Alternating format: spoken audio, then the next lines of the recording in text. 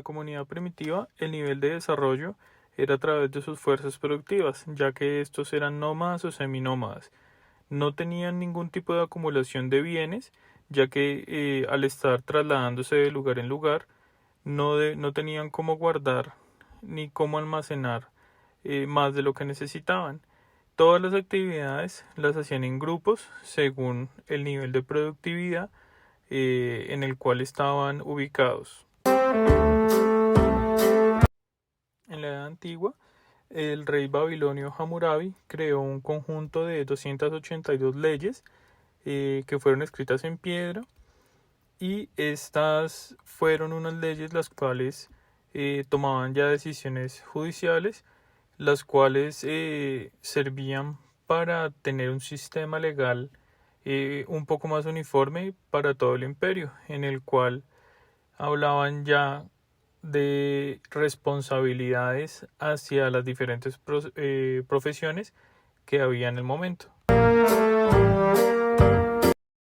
El origen del derecho laboral se remonta a sus inicios en el Imperio Romano, ya que estos consideraban a los esclavos como animales, siendo ellos los que sostenían la economía social. Para ese entonces se creó la ley de Marco, la cual consistía en la limitación de la jornada laboral, considerando pues que el día se dividía en horas de luz y en horas de oscuridad, como en la naturaleza. Los animales cazaban y se movían en horas de luz y en la noche descansaban. Esto hizo pensar que el esclavo rendiría más trabajando en horas de luz y descansando en horas de la noche. Así, con esta ley se creó la primera reducción del horario laboral, en la cual los esclavos podían descansar en la noche y trabajar en el día. Con el pasar del tiempo llegó la Edad Media y con esta el feudalismo, que era el sistema económico y político de la Edad Media, caracterizado por la división en sus tres grandes estamentos, que eran la nobleza, el clero y el campesinado.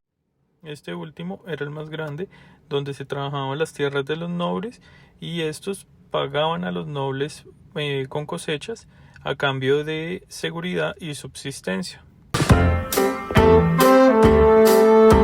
Ya en la Edad Moderna se decreta la abolición del feudalismo en 1789, instaurando la libertad de las empresas. Adicional a esto, la ley Chaper prohíbe la libertad de asociación.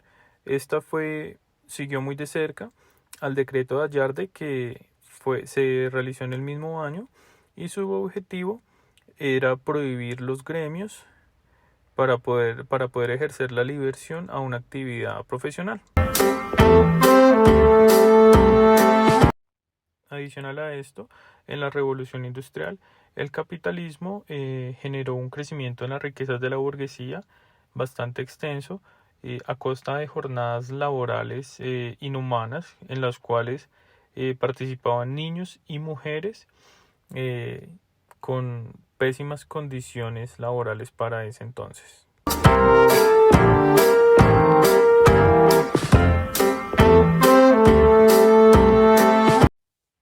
El señor Robert Owen creó una teoría en la cual indicaba que una fuerza de trabajo satisfecha es una fuerza eficiente. Redujo el trabajo de los niños, elevó los salarios y disminuyó las horas de trabajo, así mejorando la condición de vida de los trabajadores en la época.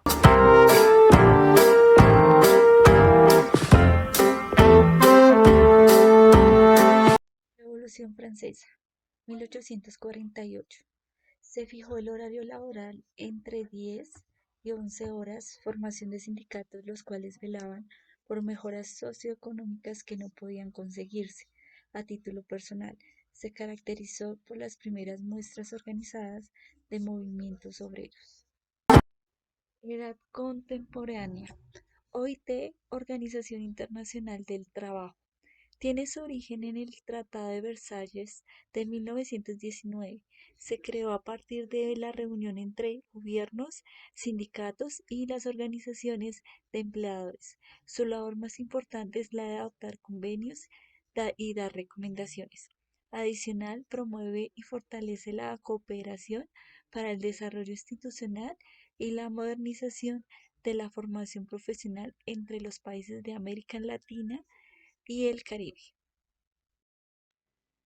Organización de los Estados Americanos. Artículo 29 de la Carta de la OEA. El trabajo es un derecho y un deber social. Se crea el 8 de mayo de 1948 con el fin de ser un foro político para la toma de decisiones, diálogo multilateral y la integración de las Américas, fortalecer la paz y consolidar la democracia y promover los derechos humanos. Declaración Universal de los Derechos Humanos. ONU, Organización de las Naciones Unidas. Artículo 23, Declaración Universal de los Derechos Humanos. Todo personal tiene derecho al trabajo, a condiciones equitativas y satisfactorias de trabajo y a la protección contra el desempleo.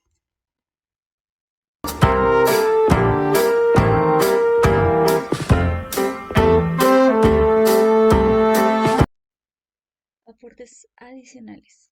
Alemania se legisla sobre las condiciones de trabajo y seguridad social. Italia se legisla sobre el trabajo de menores.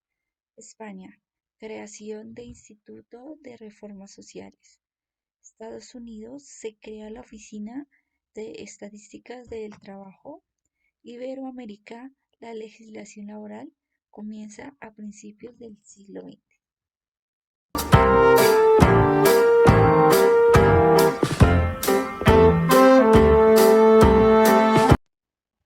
Línea de tiempo, Derecho Laboral Nacional, 1886. Constitución en la que se incluye en el título tercero a lo referente a los derechos y las garantías sociales. Preceptos laborales como libertad laboral, derecho de reunión, se establecen las pensiones y jubilación según la Ley 50 del 11 de noviembre. 1905. Ley 37 de 1905. Crea el descanso en días de fiestas religiosas sin remuneración. 1913. Ley 114, en la que los maestros de escuelas primarias oficiales que hayan servido en el magisterio por un término no menor en 20 años tienen derecho a una pensión de jubilación vitalicia en conformidad con las prescripciones de la presente ley. 1915. Ley 57 de 1915, con la cual se obliga a la reparación por accidentes de trabajo a las empresas de alumbrado público, de acueductos públicos, de ferrocarriles y tranvías, de arquitectura o construcción de albañilería, en que trabaja más de 15 obreros, a las minas y canteras, navegación por embarcaciones mayores, industriales servidas por maquinaria con fuerza mecánica y las obras públicas nacionales, a las fábricas de licores y fósforo. 1918. Surge la Ley 46 de 1918, dicta una medida de salubridad pública y se provee la existencia de habitaciones higiénicas para la clase proletaria. 1921. Ley que establece un seguro de vida colectivo para empleados en todas las empresas. 1934. La ley de 1934 se reglamenta la enfermedad profesional, auxilios de cesantías, vacaciones y contratación laboral. 1935. Se establece la legislación laboral y se habla de los riesgos del trabajo. Se crean los ministerios de Trabajo, Higiene y Prevención Social y de Economía Nacional mediante la Ley 96. 1946. Establece la legislación sobre salud ocupacional en la cual figura la primera ley sobre normas de salud ocupacional. Con esta ley comienzan a regularse las jornadas laborales, la diferencia entre salarios, el descanso dominical, auxilios de cesantías y otras condiciones. En el año 1950, mediante la Ley 2663, nace el Código Sustantivo del Trabajo, el cual se rige y establece normas sobre la salud ocupacional, las jornadas laborales y las prestaciones sociales. En el año 1964 nace el Decreto 3170, se aprueba el reglamento del Seguro Social Obligatorio. para accidentes de trabajo y enfermedades profesionales. En el año 1979, mediante la Ley 9 se establecen las normas sanitarias para la prevención y control de agentes biológicos, físicos o químicos que alteran las características del medio ambiente exterior de las edificaciones hasta hacerlo peligroso para la salud humana. En el año 1983 se crea el decreto 586 que crea el Comité Nacional de la Salud Ocupacional con carácter permanente para diseñar y coordinar los programas de la salud ocupacional. El decreto 614 de 1984 determina las bases de organización y administración gubernamental y privada de la salud ocupacional en el país para posterior constitucionarlo en un plan nacional unificado en el campo de prevención de los accidentes y enfermedades relacionadas con el trabajo y el mejoramiento de las condiciones del mismo. En el año 1993 nace la Ley 100 que establece el sistema de riesgos profesionales, el cual es definido como un conjunto de normas, entidades y procedimientos destinados a prevenir y proteger a los trabajadores de los efectos de las enfermedades y los accidentes que puedan ocurrir con ocasión o como consecuencia del trabajo y de atenderlos en estos casos.